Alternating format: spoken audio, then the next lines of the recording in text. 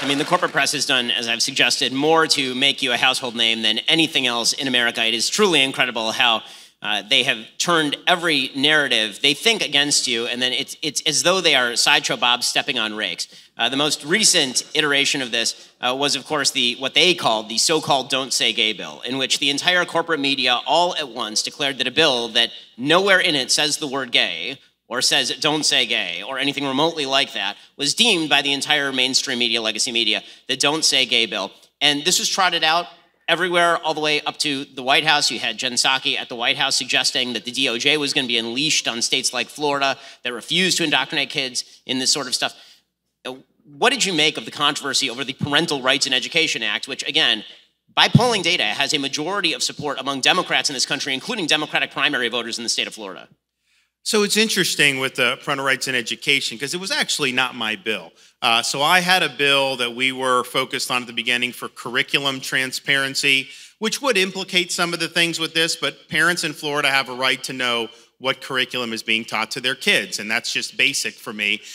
We also had a Stop Woke Act to go after CRT, both in K through 12 education and higher education, and corporate CRT in the workplace, which is really significant. I'm going to sign that in the law probably within the next couple weeks.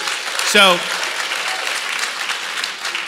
the parental rights in education was interesting because I did not know what was being done to try to get this in with these very young kids. So the legislature in Florida starts debating this. And so I'm out just doing my stuff around the state, and these reporters start badgering me about this. And they're saying this bill, and I'm like, wait a minute, okay. I haven't read it, but I know they're lying. I know the media is lying because I see them whipping up a narrative, whipping up a frenzy. I see the left doing it and the media amplifying it. So then I was like, okay, I asked my staff, I was like, what is the latest on this thing? And I'm reading this thing, and I'm like, you have got to be kidding me. This is the hill that they want to die on?